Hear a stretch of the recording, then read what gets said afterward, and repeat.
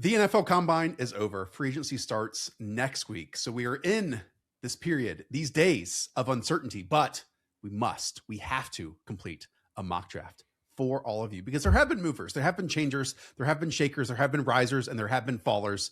We're going to handle it all here, Hayden. You have the odds. I have the evens. It's our first combo mock of the year. Let's go. Yeah, we're totally back. Can't wait to go through this and then rip it all apart after free agency starts next week. But you talked about it. Up, down, after the combine, all these guys, we've kind of rearranged our rankings. And keep in mind, when trades happen, when free agents sign next week, we'll have instant reaction videos here on the channel like we just posted of David Montgomery. And then after that wave of players and movement is over, we have our NFL draft profiles hitting the channel. We hit 46 of them last year, your favorite wide receivers and running backs and tight ends and quarterbacks. We're going to run it back again this year. So again, if you are new around here and found us through this mock draft, hit that subscribe button because we want to be the place for you during NFL draft season. And we'll kick things off, Hayden, with the Las Vegas Raiders. Who are they selecting at number 1 overall? This will be Fernando Mendoza. I think it should be. I just wanted to address one thing. I've seen the take out there from a lot of people that the Ty Simpson film in the first, 8-10 games before he got injured was better than the Fernando Mendoza take. I think it's just ridiculous. Like the throws that Fernando Mendoza is able to make down the field and his size and then also his ability to break some tackles, I think was just always multiple tiers above Ty Simpson, who I do think has some accuracy problems throwing over the middle. And then you just look at his frame and stuff where even if you think that Ty Simpson was able to get to maybe more throws in that system, I always thought that the Fernando Mendoza tape was much better. So I just wanted to get that over with. Even the beginning part of the season, Fernando Mendoza to me looked a lot better than the Ty Simpson film I was watching. Very excited about Mendoza's arm fitting with Clint Kubiak, who we know with the New Orleans Saints, it was downfield shot after downfield shot. We know that happened with the Seattle Seahawks. On top of it, we did talk about in our stats video where how Fernando Mendoza just simply has not taken snaps under center throughout his college career in terms of play action. Excited to see that transpire here moving forward. Jeff Spytek did mention, though, at the Combine that he is not in favor of rookies starting immediately. We'll see if that changes when it's Kenny Pickett of the other quarterback versus Fernando Mendoza. Get out of here. Okay, I have the Jets at number 2, and obviously there's no quarterback worthy of the number 2 overall selection. I'm just going to lead with this pick is going to be Arvell Reese in this mock draft. We know the Jets just traded away Jermaine Johnson to the Tennessee Titans, got back a big-bodied, younger Tavondre Sweat in return to play on the interior. Today, I went back and watched a bunch of these prospect interviews from the Combine, either at the podium or on these other podcasts and programs. And Arvell Reese said 2 things. First, he said that teams have asked him where he wants to play, and that's at outside linebacker / edge. And then another interview, I think it was PFT, he was asked, where do teams envision you? And he said outside linebacker and edge, saying that he played about 50% here or there. So I think opposite Will McDonald on this defense, he can be the one that can drop in some situations and rush in others and kind of play this hybrid role and is right now more of an edge than his running mate Sonny Styles is. Yeah, definitely on tape, he's going to be the guy that walks up to the line of scrimmage and rush the passer a little bit more. I do think he's a good scheme fit. They talked about this, the 3-4 system, because they have a new defensive line coach, and that trade that we talked about for an edge rusher versus a nose tackle in Sweat, I think backs that up. And I think for Reese, you'll have Will McDonald being the light speed rusher, and then Arvell Reese will be a linebacker who also is going to rush the passer on about half of his snaps, which is exactly how I would use him. That's how Matt Patricia largely uses him. He's not an edge rusher like Micah Parsons is. He's going to play a lot more linebacker, but looking at the Jets roster, he's the body type that they need in particular. I think that David Bailey would be a lot closer to the Will McDonald stuff, where I think Arvell Reese is more of this hybrid type of player, which is exactly what the system and what the Jets roster needs. Number 3, Arizona Cardinals. This is a very tough one. They've got needs everywhere. Just look at their roster. I'm looking at the right tackle spot, which could be Spencer Fondu or Francis Mauanoa. But I'm also looking at the linebacker spot, and I'll just go right to it. Sonny Styles is going to be my answer here. I would definitely view him as a riser. We knew he was going to be athletic. He went absolutely crazy in the drills at the Combine. On top of that, a lot of the reports were which player interviewed the best across the board. There was a lot of people that said Sonny Styles, And they do need a middle linebacker type. He was the green dot. He relayed the information from Matt Patricia. He's pro ready. I think he's going to be the next Fred Warner with a little bit of development because he's coming from the safety spot. He's that good of a prospect to me. And I would be pretty surprised if he's not the second, third, fifth, or seventh overall pick in this draft. No longer are the days that the Bengals or somebody like that are going to get him. Sonny Sal's off the board. Robert Saleh is a bit disgusted by that here at number 4 overall. You mentioned Fred Warner. I'm sure Robert Saleh would like to coach the next Fred Warner. And heck, even if Arvo Reese was here, I think that would still be a possibility. We know how much Robert Saleh loves those wide pass rushers, just get up the field, pure athleticism, or play him off the ball. Since neither of those players are off the board, I understand Ruben Bain is, and he is probably the best pure rusher in this class. His strength is outrageous. I know Caleb Downs has been mentioned as a cornerstone piece of an NFL defense. Instead, at number 4 overall, I'm taking Jeremiah Love, the running back out of Notre Dame. And the reason being, I'm going down this list. The Jets have been heavily linked to running backs so far this offseason. People mentioning a maybe signing of Ken Walker or a draft pick of Jeremiah Love. After that, Washington Commanders, Jeremiah Love potentially. Kansas City Chiefs, Jeremiah Love potentially. This pick has to help Cam Ward and just get playmakers on offense in some form or some fashion.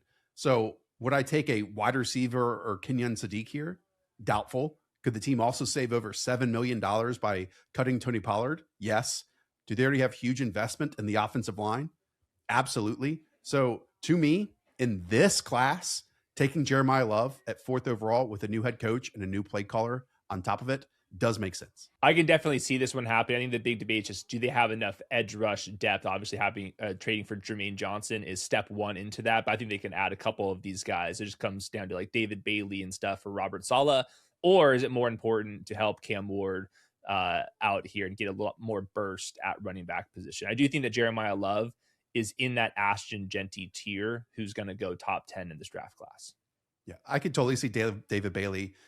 We certainly did not get any agilities out of him, but his straight line point A to point B speed is simply ludicrous. And Robert Saleh can eat that up. But I'm going to go Jeremiah Love in this iteration. That brings us to number 5 and the New York Giants. They're in a tough spot. I think that Sonny Styles would make a lot of sense for them as well. I was at one point thinking Carnell Tate can go at this high. Maybe he's down one tier. I'm going to go with the right guard, right tackle prospects. That's Francis Mawanoa, the big guy, or Spencer Fanu, who's a better athlete, but who's a little bit smaller. Because both the right guard and right tackle are pending free agents, I'm going to go with Spencer Fanu here. And we'll see if they're going to put him at guard or tackle, depending on if they re-sign their current players. So after free agency, we'll have a lot more details of exactly which spot they need here. But some view Spencer Fanu as a guard because of arm length.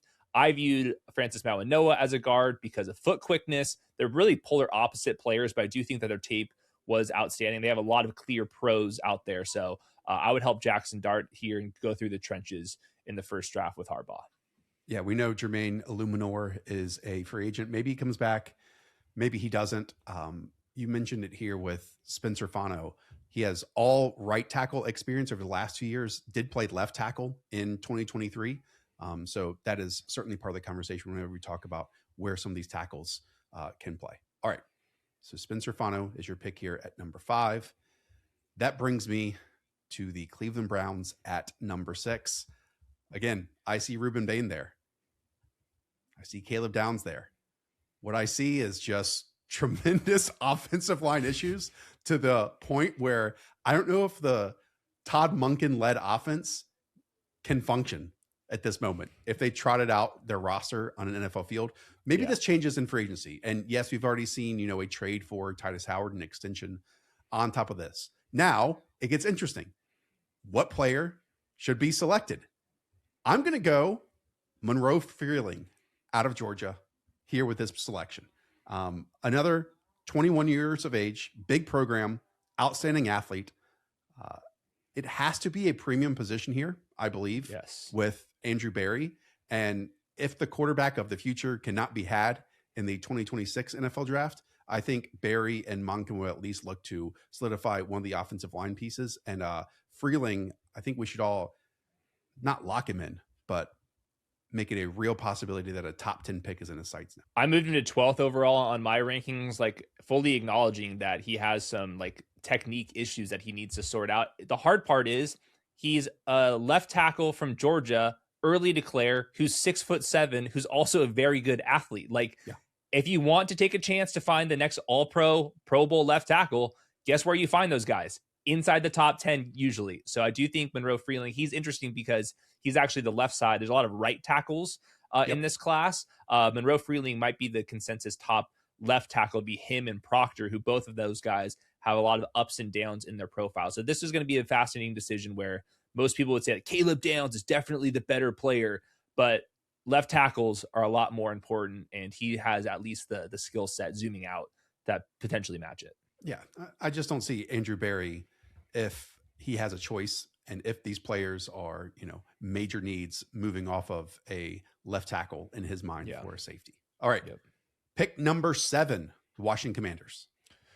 I'm looking at edge rusher. They've got a couple pending free agents. They could just not rush the passer enough. And I'm just going to go Ruben Bain here. They're going to have the arm length concerns, obviously, but Francis Mauigoa, who blocked Bain for years at Miami, he said that the big thing with Ruben Bain is not just his strength, it's his ability to bend. And that's where I think Ruben Bain doesn't have to use the arms nearly as much, is because he can actually turn the corner and bend. So I think he might, he's no longer in consideration for the 2nd overall pick. He might be more in this range, but I'd be very surprised if he fell even past the Chiefs and the Bengals. I still think he's going to be a top 10 pick. And looking at the Commanders depth chart right now, I see edge rusher as a big need. So I think this all can be a Jeremiah Love spot. And we talked about that with Coach Speak Index, but if he's gone by this point, you're gonna have to pick out some flaws, and I would rather do it with an edge rusher. Pick number 8, the New Orleans Saints. I think they're in a great spot here. I mean, the two names that pop out to me are either David Bailey or Carnell Tate. I mean, at wide receiver, outside of Chris Olave, sure, they traded, multiple picks for Devon Vele last year. But having Carnell Tate and Chris Olave, I think, is an outstanding combo.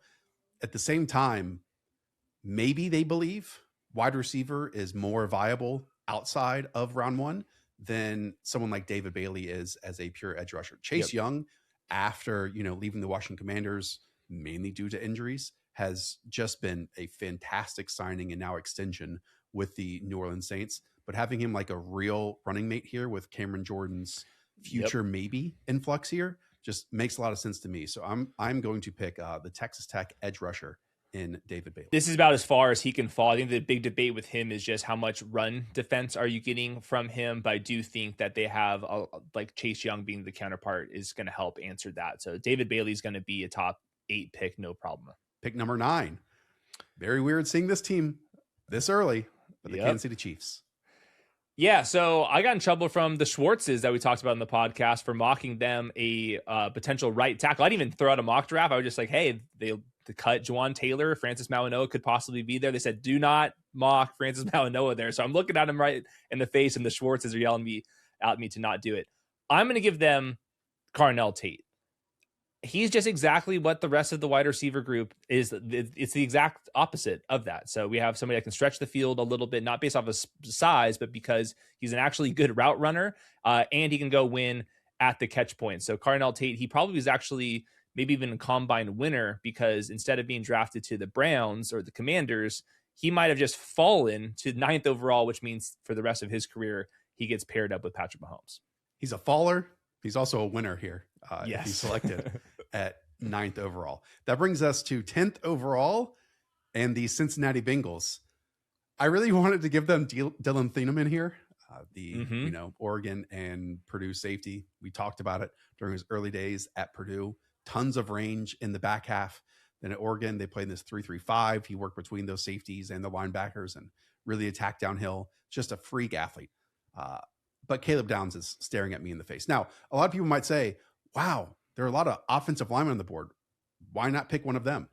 Cincinnati actually has all 5 of their starters returning this year after just re-signing Dalton Reisner to an extra deal. So I think the Bengals, for once in my lifetime, are kind of set. They're set. Along the offensive line, and they can attack in other spaces. And we know defense is just a major major need for them. So I'm going to go with Caleb Downs here. Yeah, I really like that one. The Bengals were number 1 in short yardage success rate rushing the ball last year, which is a sign that their offensive line is actually back, which is good news for them. So Caleb Downs is the pick.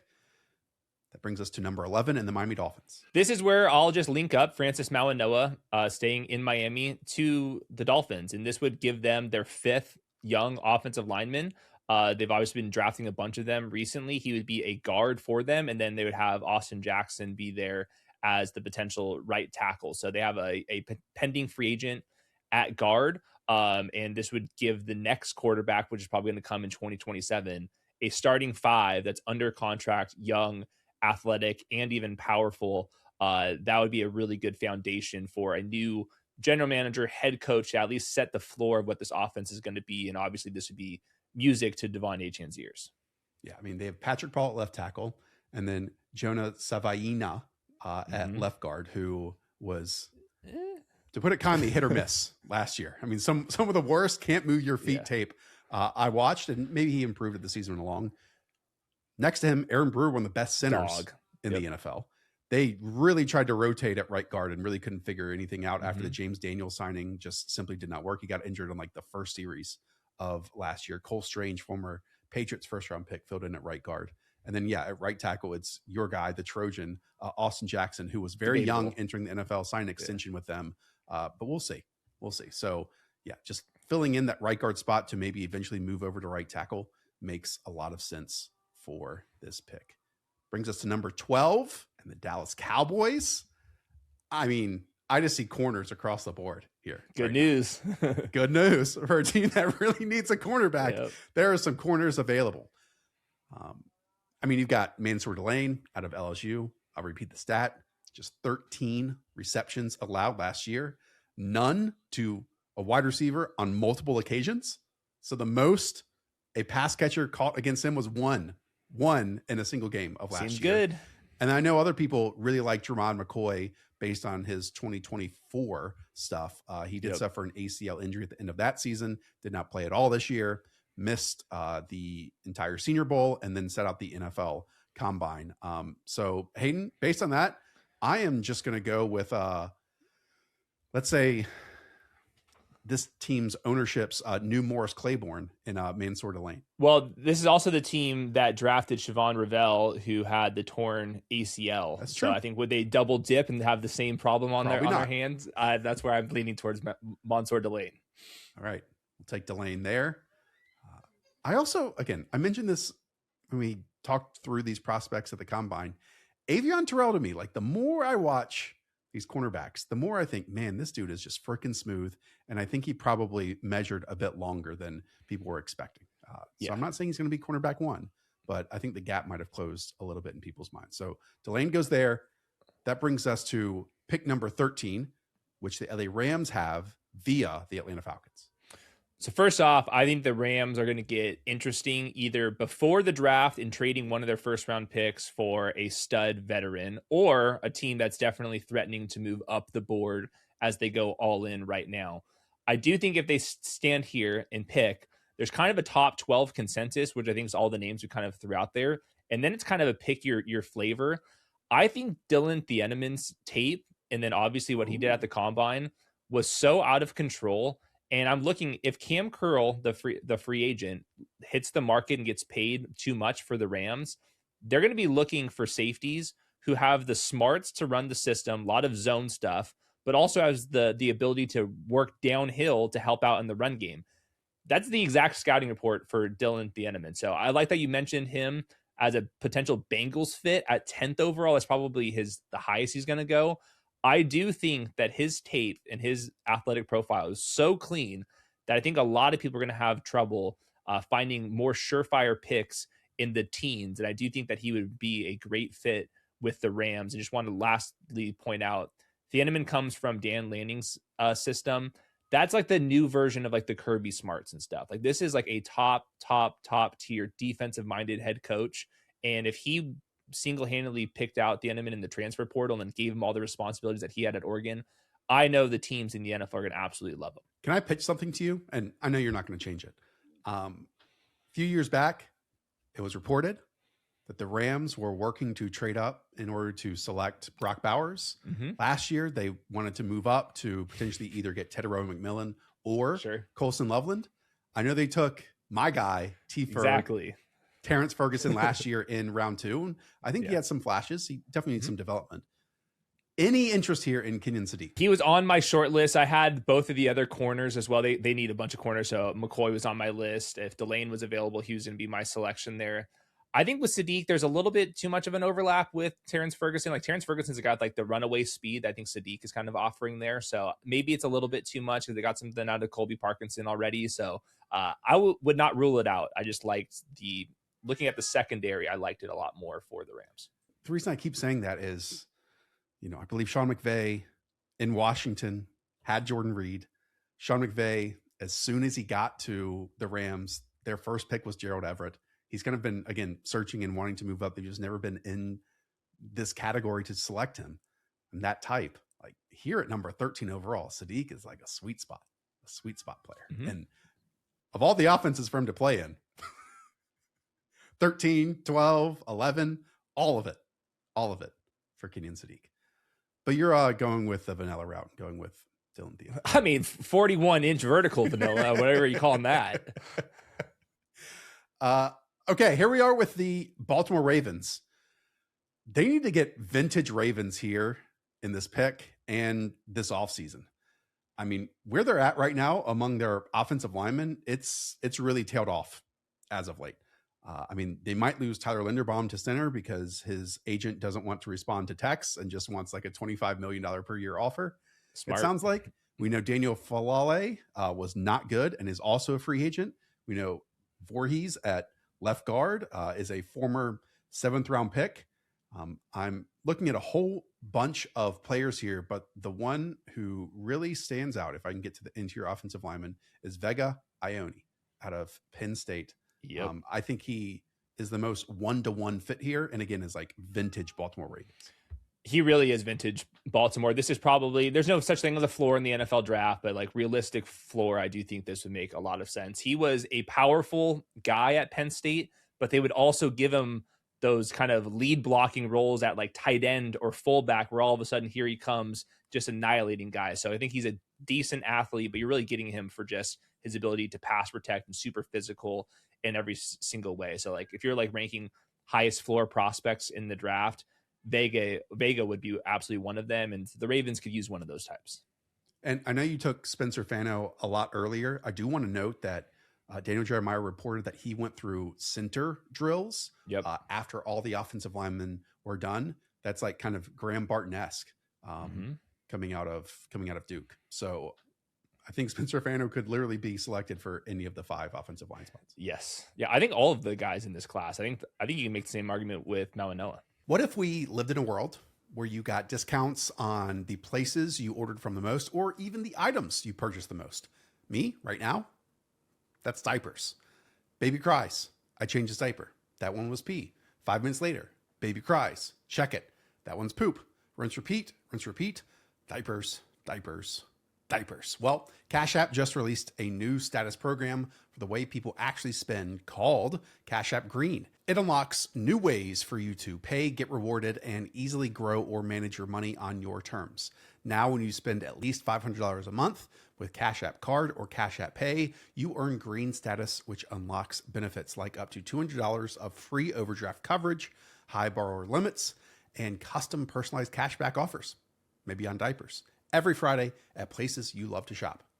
Turn every day spending into status with Cash App Green. Download Cash App today or visit cash.app/new to learn more about this and other great features launching now. For limited time, new Cash App customers can earn $10 if they use the code CASHAPP10 in their profile at sign up and send $5 to a friend within 14 days. Terms apply. Cash App is a financial services platform, not a bank. Banking services provided by Cash App partners. Prepaid debit cards issued by Sutton Bank, member FDIC. Cash App Green, overdraft coverage, borrow, cashback offers, and promotions provided by Cash App, a Block Inc. brand. Visit cash.app/legal/podcast for more disclosures. That brings us to the Tampa Bay Buccaneers at number 15 overall. Yeah, so I think best player available. This is where like the Mekhi Lemon stuff starts to kind of fall down. But man, they have so many of that same exact type of body in the room already. So I wonder if you have to pass on him once again. I'm looking at the edge rushing class, and this is kind of a pick your own battle here with Keldrick Falk. Messidor is 25 years old, but I thought I had like the best pass rush plan out of everybody. TJ Parker's kind of in the middle of all of that. I don't think Cassius Howe is going high. They definitely need some help in the secondary. Man, I think I'm going to go with Messidor just because this is probably the last year Todd Bowles has realistically. If you look at the Baker Mayfield contract, just look to see where the team is at. And they probably nearly fired Bowles a couple times in the last couple years. Messidor is old, but he's powerful and he can kind of move inside and out, which you kind of need in this defense. He can play a little D end. He can play a little stand up off ball backer too. And I just think that he had a better like side-to-side ability than the other guys he's being drafted around. So obviously the debate 25-year-old versus legitimately a 20-year-old in Keldrick Falk. I just think that the Buccaneers are ready to go right now, and maybe they're the team to make the exception. Look, we were all surprised when they selected Emeka Egbuka last year in round one after, re-signing Chris Godwin, and we know Jalen McMillan coming off of his rookie season.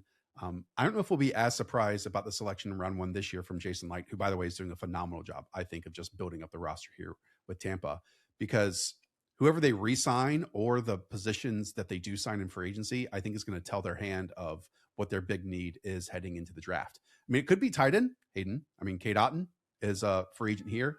After that, it's like Durham Payne, and that's it, right? Then edge rushers, it's Hassan Reddick is a free agent.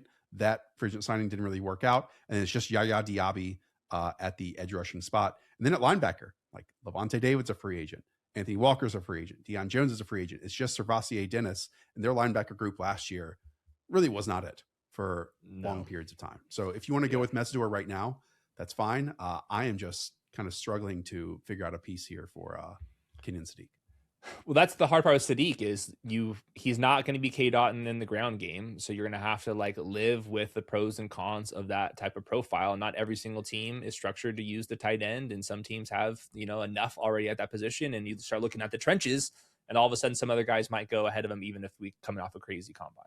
That brings me to pick number 16 here with the New York Jets. They trade away Sauce Gardner. Why not just refill this with another cornerback? I'll make this quick. I'll go Jermod McCoy.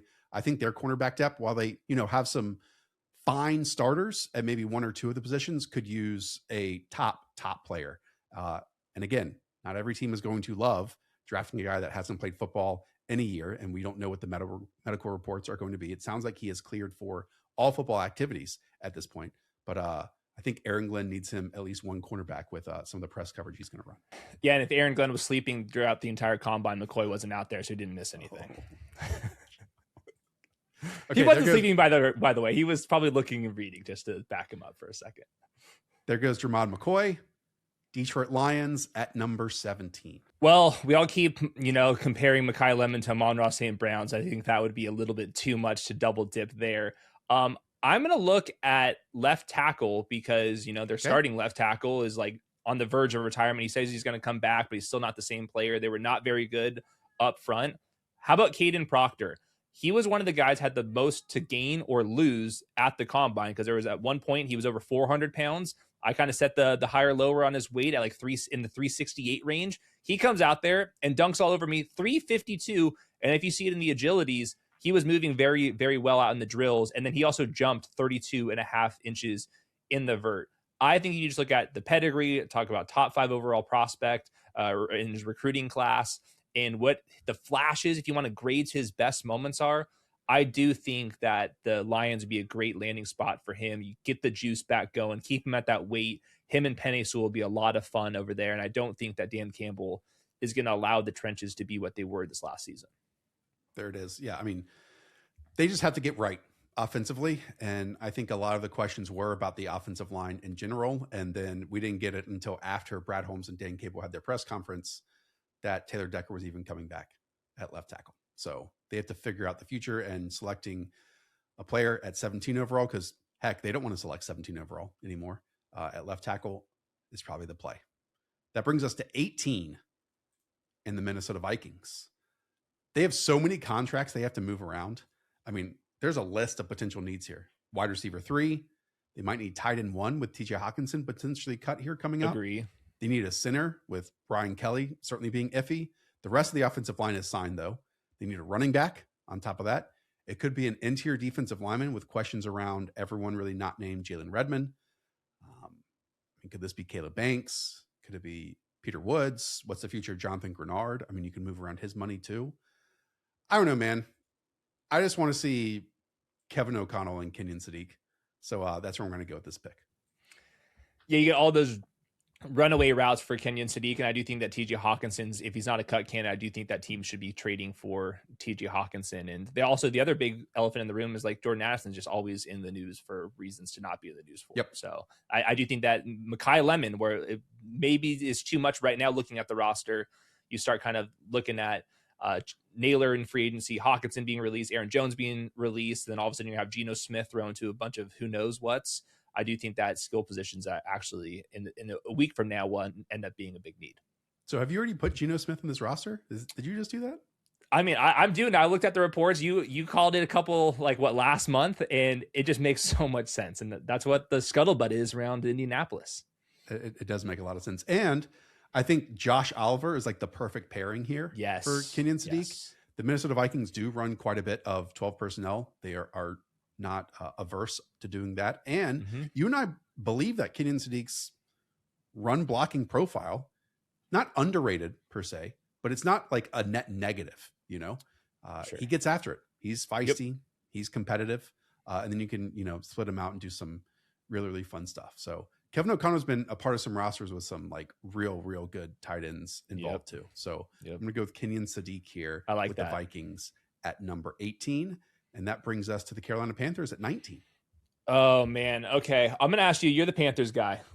Mekhi Lemon, most mock drafts, is not sitting here. Is there like a little bit too much overlap with like how you're going to use the guys that they already have on the roster? Or would you say we just need more juice in general and we can move guys to the outside more? Because we saw the best moments from T-Mac inside. Like it's a lot of the similar-ish type of styles here if you go with Mekhi Lemon. But at some point, just like injecting a lot more juice like this would be pretty helpful. Well, let me ask you this question. You're the USC guy. I went back and watched all these interviews. Look, some of these prospects just aren't going to be comfortable in front of a microphone. It makes sense. You're 20, 21, 22 years of age. You might not have that much experience with it. Has there been any uncomfortability with Mekhi Lemon during his USC career? Not that I know about. He's really tough on tape as well. Like, he makes some ridiculous catches. I was listening to Dane Brugler, and early on in that show, he mentioned players that would say that they're the toughest guy in the draft and their competes better, and then that somebody didn't do the testing. And then later on in that episode, Dane Brugler said, yeah, Mekhi Lemon was telling everybody that no one's more competitive in the draft cycle, and then opted out of the drills, and that left a lot of teams a little bit sour. So I do think, because you're going to already have the debate, could he play on the outside? Is he more of a slot wide receiver? What's the value in that? And then maybe some teams just don't like the way he interviewed out there. I do think when you get back to the drawing board and look at what he put out on tape and his numbers, he looks pretty dang good. So I wouldn't be surprised if he fell like into this range, but much further than that, I would be almost stunned. Yeah, I mean, Panthers, I think, are going to make at least one big splash in free agency at either a linebacker or like an edge rushing spot. Yeah. Yeah, I mean, third wide receiver for them. I mean, the outside guys are going to be Tedero McMillan, and it's going to be Jalen Coker. And so I don't think that there is a roadblock spending a third straight first round pick on someone like Mekhi Lemon. He just has to check out with them for being a quote unquote dog, because this is what they look for. And I can't answer that. Again, someone said he kind of looked like a cobra or a snake that was kind of transfixed. Yeah. I mean, are we really doing... But are the Panthers the perfect team to be like, hey, remember all of the stupid stuff we were dealing with T-Mac off the field, and he's just a freaking beast, and you saw that on tape? I think it's going to be the same thing with Lemon. I think someone else here could be C.J. Allen, linebacker, he was on my list. Georgia too. But if you want to go with Mekhi Lemon, I am not standing in your way with that one. That is for Let's go Mekhi Lemon. Let's call the fall. It ends here. And then, they're going to have to figure out exactly where to line up everybody, but that's what you have training camp for. Here we are with the Dallas Cowboys at number 20. We know they took a cornerback earlier This pick is via the Micah Parsons trade with the Green Bay Packers. I don't know, Hayden, who is like the flashy player here? It might be Caleb Banks, but they have so many interior defensive linemen right now. It can't be him. It can't be him. It can't be him. No. I do think Dallas and Caleb Banks would either go amazingly well or horrible. And there's like no in between that it could potentially be there with the star on his helmet. These other names like Keldrick Falk don't really do it for me among the edge players, and like Cassius Howell as well. No. I think that it could be, TJ Parker. I do think the CJ Allen kid, he was a 20-year-old from Georgia, played for 3 seasons for Kirby Smart. He was really smart. Not only was he like translating the play calls, he was actually like making play calls himself. Like that's how much trust he had. Obviously they need a lot of help at linebacker. So this would probably be on the high end of his draft outcomes, but I'm not ruling it out. I like this one. We know this Cowboys organization has had some dudes at linebacker, and it has seemingly been a while since then. And yeah, I mean, they had to run out Kenneth Murray on the field last year. And then like DeMario Overshown was showing a lot before his injury, and hopefully he gets back to even 90% of what he previously was. So sure, let's go with CJ Allen here out of Georgia. Pick 21 and the Pittsburgh Steelers. So in my notes, it's a bunch of corners and receivers, just looking at the weaknesses on the roster right now. So let's give them Tyson. I was looking at the wide receiver group, and it's just so bad in general. Now, Jordan Tyson's going to be interesting because he has a big-time knee injury in his past, then was dealing with hamstring injuries. I didn't hear anything from him at the NFL Combine aside from watching him on the bench press, which, by the way, 26 reps for him. Was very impressive, whether he was, humping the air or not. Very, very impressive result for him. But on tape, the flashes, if you want to grade to the flashes, like some people think he could be a top 10 pick. I didn't necessarily see it that way, but I think generally a lot of people have a lot of faith in him. I think he would be a very good complement to DK Metcalf, who's more of a linear guy, where Tyson's a more like jitterbug, side-to-side, flashy route runner type. I think that would be a good combination between the top two. All right. Jordan Tyson is the pick there at 21. That brings us to the LA Chargers at pick number 22. I mean, the big need here is the guard, center guard combo. They have absolutely nothing there. I did see a report that like Zion Johnson's going to get paid a lot of money in this free agency just because he's young, just because he's young. And that's it. First and young. Yeah. All right. Hopefully those people watched him. A third big defensive lineman for them would work. Another edge rusher, because they both have Khalil Mack and Odafe Owe are free agents. Let's look at that edge spot. I mean, I think Keldrick Falk is an interesting name. Cassius Howell, I just can't get over this. Not for Harbaugh. Yeah, not for Harbaugh for me. And then you have Caleb Banks. And I mean, I would love Harbaugh and Caleb Banks to just like figure this thing out. Because so, then you have like a potentially difference maker that is tough to find at pick 22 overall. I think he's the type of body that they need, man. Like if they're going to be a little bit light in the box, like get yourself a 6'6", 230 guy. You're gonna have to figure out exactly why the run numbers are the way they are. But Harbaugh, it's like, it's the traits and the size. We kept hearing that about Joe Alt and stuff. And like, who's bigger than freaking Caleb Banks up the middle? And he has Tyler Tart maybe playing next to him. And Tyler Tart's had like a rocky NFL career himself, has had really good moments and really bad moments, and has really figured it out. And he got an extension. So let's give the LA Chargers the frightening Caleb Banks here at number 22 overall. What can go wrong? That brings us to the 23rd pick, and that's the Philadelphia Eagles. Yeah. So my instincts are always trenches here, but I'm also looking at that, secondary where that cornerback 2 spot has been so bad for a while. So you can pull up the top corners, but my favorite of the remaining is actually Colton Hood, the other Tennessee corner, who his vertical was in the 40s. He was 4.44 flat. He's really physical and making a bunch of tackles as well. So I think he kind of has he can hit the ground running and really fit what this team needs, obviously between Cooper DeJean and Quinyon Mitchell. I just think that he's a really clean prospect, and I do think that he would be a massive upgrade versus what they have on the depth chart currently. So obviously if there's a great edge rusher that they like or a great right tackle that they want for the future, sure. But I do think Colton Hood is going to help the 2026 roster the most. Wow. So you listen to me say nice things about Avion Terrell and it went out the other ear, or you just simply don't care and you're like, oh, we're going to take the guy who is projected later in Colton Hood? Well, I'm not sure if Colton Hood's going later. We'll see. That brings us to 24th overall. And the Cleveland Browns, who, just to remind you, earlier took left tackle Monroe Freeling. I mean, I think their offensive line is in such a spot where they could take another offensive lineman here. Yeah. Now, again, we have seen Titus Howard play guard and tackle in his past, so Lomu or Blake Miller could be a potential hit here. At the same time, at some point, this team needs to like have some, I think, wide receivers. And you look at Denzel Boston, look at Casey Concepcion, you look at Omar Cooper as well. I'm looking at Todd Monken. I could see any of these players fitting here, but someone who can like manufacture some yards after the catch.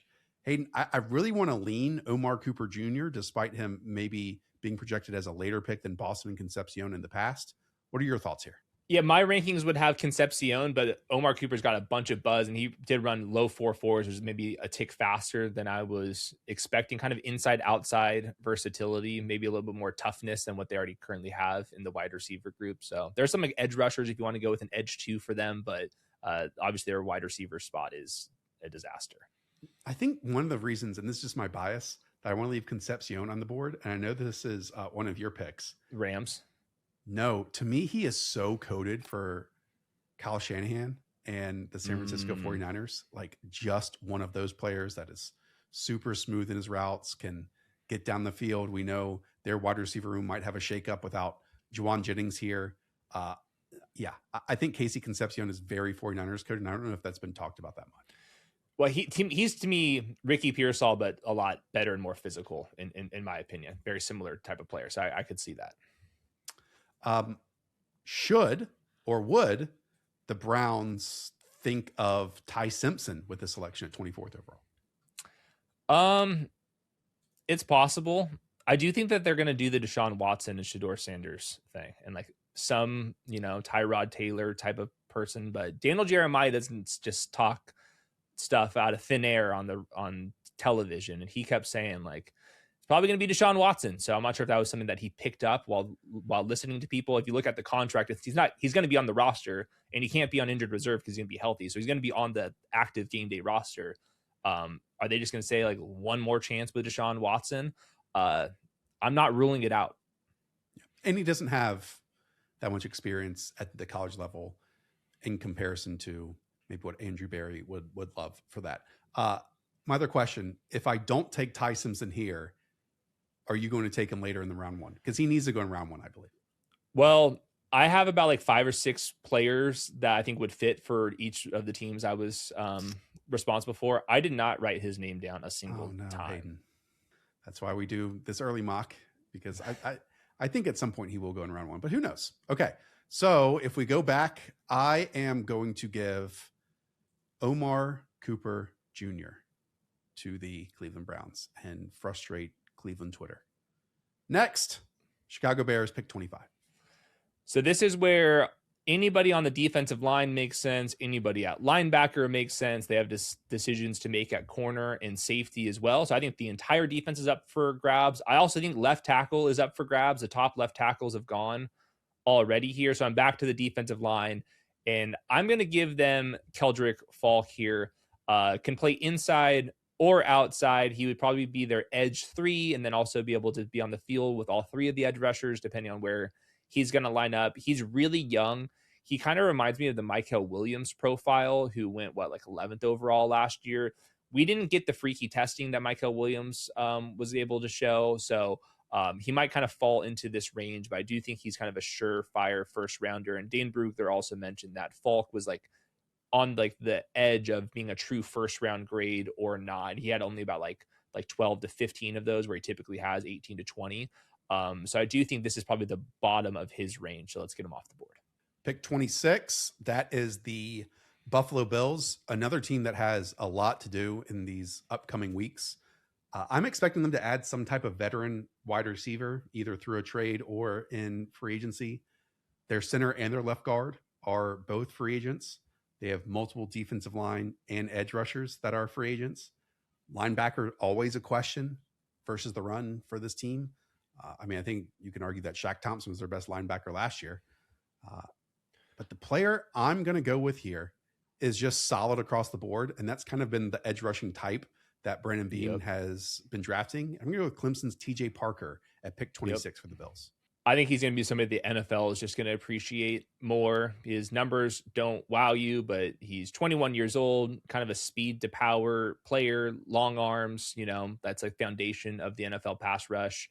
He can play all the downs. So he would be the Joey Bosa replacement. I think that he would make a lot of sense for this team. That brings us to pick 27 and the San Francisco 49ers. So I hear you on the wide receivers. Denzel Boston would be the, he's not Brandon Ayuk because he doesn't have the speed. He's not Jawan Jennings because he's going to play a little bit more outside, but somewhere in between those two types. Does he have enough juice to for sure be a first rounder? I think that's where we run into some of the issues with Denzel Boston. He's somebody I had written down. I had the defensive tackles written down as well. How about let's go Peter Woods for them. Peter Woods is fascinating. This would be a fall. I think the fall can even go further than this. He is light. He did not test. There was a really weird season out of him. His pass rushing numbers don't reflect how good of an athlete he looks like. I was just looking back. The defensive line is just not nearly good enough rushing the passer last year. And obviously a bunch of the injuries explain that. But their defensive tackles, a position that the Niners consistently go after, has been lacking recently. And Peter Woods would give them a little bit more juice up the middle. Yeah, I mean, the 49ers, previously spent quite a bit on Javon Hargrave previously. And then since then, their defensive tackles, it's like Jordan Elliott. They're not going to pick up the option on Kalia Davis. They did spend like 4th and 2nd round picks on Alfred Collins and CJ West, but having another body here could make some sense. Peter Woods, by the way, I went and watched his 2024. It was better. He did play more like purely on the edge. I think it's because they had, other dudes. He just moved better, I felt, in 2024 versus 2025. But there's a lot of more work to do. That's for sure. Okay, that brings us to the Houston Texans at pick number 28. Again, we already have a video on the David Montgomery trade for a 4th round pick plus. They need to go offensive line. And somehow, some way, there's still some offensive linemen still available here. And it can be any spot. But I'm going to give them probably Blake Miller, unless you want to talk me into Caleb Lomu here or he's Max left side as well. So 3 distinctly different players. So Lomu's a left tackle, good athlete. Blake Miller's played 1 million snaps as the career record at Clemson, and he's a right tackle. And then Eoncher is a right tackle and a freak athlete, but started playing football in college. So maybe he's not going to hit the ground running. I always just think Blake Miller, Texans, it makes so much sense. The elephant in the room is, what do you do with the other Blake right tackle that they drafted a couple years back? Have they given up on him? I think that's fair to question. Maybe he's the right tackle this year, but I think that Blake Miller would be plug and play. And he's actually really long and I think fairly athletic too. I mean, they already drafted a massive body at left tackle last year in the 2nd round, and Arante Ursary as well. So let's give them a Blake Miller out of Clemson. That brings us to the Rams at pick number 29. There's a lot of buzz here for Ty Simpson. Yeah, there is, but not to me. I don't know how that one makes sense. Just like you're trying to win right now. Like there's other developmental guys. I'm not sure if Ty Simpson's exactly, like the same type of fit for Sean McVay personally. But the guys that are kind of falling, I think Terrell is going to go round 1. I think that Hayden McDonald has a chance to go round 1. If I'm just looking at the list here, man, I really like Concepcion. I really like, let's give them Terrell. They need corner help. I think Terrell is going round 1, like you said, based on what we saw last year. And if you look at their free agents, all the guys that were playing poorly last year, also free agents, they have nobody ready to go. Like you mentioned with Terrell, though, he looked a little bit smaller on tape, but if you look at all the 1st round corners, they're all 5'11", 188, with the same exact length. So I don't think we can knock Terrell that much. And I think that his mirror skills were pretty clean, and he wants to get after it in the ground game as well. I just don't think he has the same crazy explosiveness, and maybe that makes him a late round 1 guy, but I think Terrell would make a lot of sense for them. Yeah, for a secondary that definitely had some issues last year, having a draft where you go Dylan Thieneman at pick 13 and then Avion Terrell here at pick 29, that's one way to rework it. Yep. That's for sure. Yep. Just 3 picks to go. Here we are with the Denver Broncos, who had some bad luck to end the season with their quarterback breaking his foot/ankle just ahead of the AFC Championship. By the way, on the Dave Montgomery thing, I don't know if you saw this. Ben Albright reported that maybe they were a 11th hour phone call to Detroit to try to get Dave Montgomery, and that's why it jumped from a 5th rounder to a 4th rounder. I was wondering because when I showed up to do the show with you, the trade details had refreshed and you were hitting with new trade details. And I had 5th round pick, and then all of a sudden you're throwing in Juice Scruggs as I was live there. So I was wondering who was calling who, but that explains it. That does explain it. So the Cowboys the Denver Broncos should be looking for a veteran running back once we get to that point. I think they're a fascinating team here from multiple angles, right? I think they could still add wide receiver, I think Sean Payton and Casey Concepcion would be a lot of fun. I just realized we went 4 straight Clemson Tigers, by the way. I should have shouted that out. Wow, we did. on defense, even their first round pick last year in Jedi Barron, couldn't lock down a full-time role for this team. Maybe that's him, or maybe it's just, how loaded this team is defensively. John Franklin Myers is going to get a ton of money, I feel like, in free agency. I think you can continue to add to the linebacker group here. Hey, I'm trying to buy some time to see if anyone really stands out to me or to you. I don't know if you can go Emmanuel McNeil-Warren because you already have Hufanga on the back half too. Right. Just your overall thoughts here. Well, first of all, 4 Clemson first rounders, they went 7-6. So someone's gonna have to explain that part. Maybe that's an us problem. Yeah, it could be a them problem as well. The Broncos are fascinating because I agree with you. The team needs, it's they don't have a glaring need, but they can upgrade kind of anything across the board. I do think that Casey Concepcion would kind of be a really fun, better version of Marvin Mims and Troy Franklin types. I think a lot more physicality, better route running. Denzel Boston would be your heir apparent, straight up for Cortland Sutton. I think it's a little bit too much overlap. He does care about size, man. He plays Troy Franklin there in the red zone, and Troy Franklin has some, big time red zone moments. Marvin Mims, we know with the shot plays and stuff. But then the day he really wanted to play Cortland Sutton and Pat Bryant. Right, but I think maybe he's saying Casey Concepcion in the Marvin Mims role. I want to get bigger versus the Marvin Mims is, and it's we are getting bigger by going with Casey Concepcion. I think he would be interesting. Would you do the Eli Stowers? Is that crazy? Is first round, late first rounds, too crazy for Eli Stowers? Is Sean Payton the freak to figure out if he's going to be the next Marquise Colston? Do we have some frame of reference for this? Would they be wild enough to do it? I don't know. Ooh, that might be a spicy one to keep in mind. At the same time, Sean McVay gets on the podium and says, I'm giving Davis Webb play calling, but I will also be calling some plays on game days. So my brain also jumps to, well, how much is Davis Webb going to be able to pick what personnel he wants out there on the field? Or is it going to be Sean Payton still controlling all of that along with a couple plays? And really Davis Webb just gets to yell out what the play call is each and every time.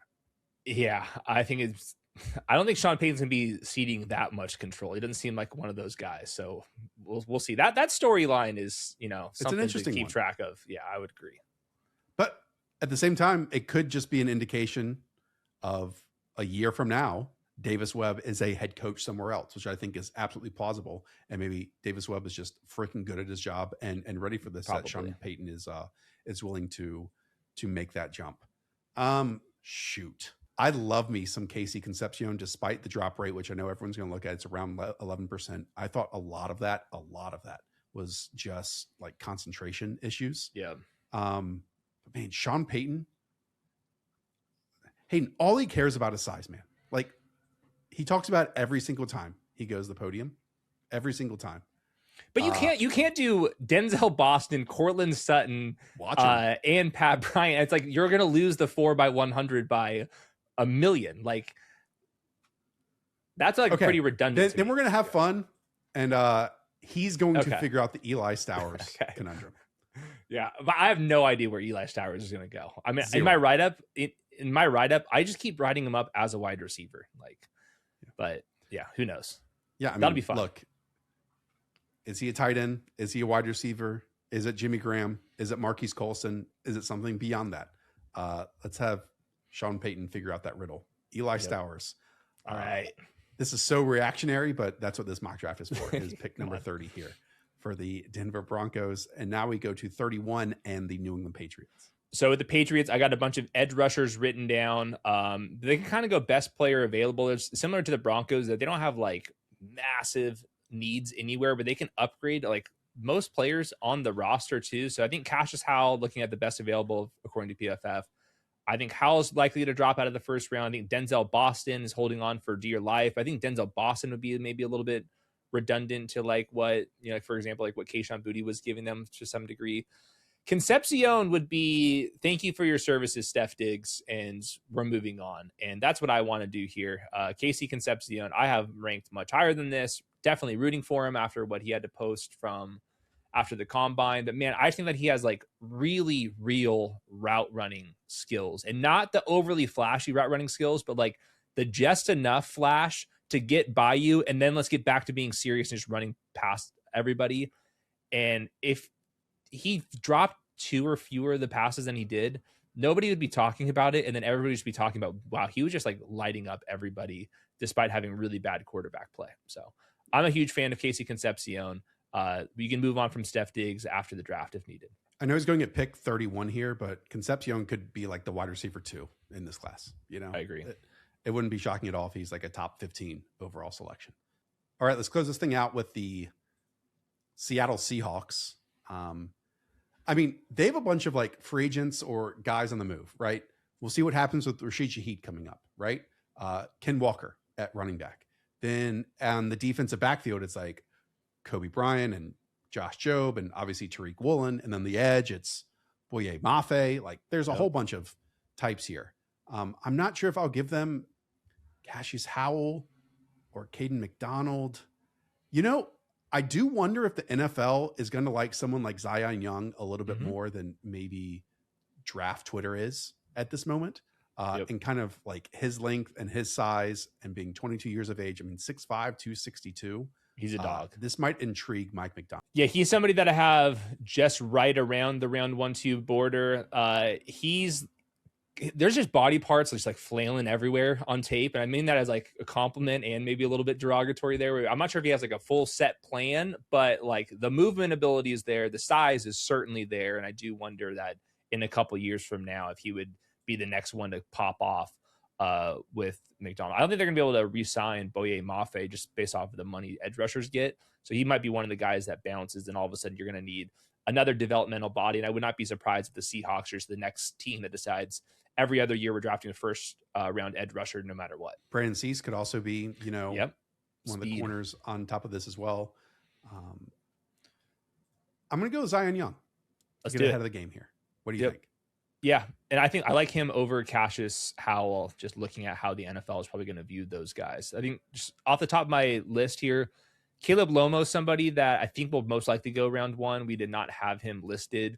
Once you get like down far enough, there's not that many teams that need left tackle. So there's kind of like a sweet spot in that middle where a bunch of the left tackles are going to go. And then if not, you're gonna have to figure out the exact landing spot for him. So but I think largely these are like the guys I think are going to go round 1, except we had a little fun with Eli Stowers there. Right. That does it.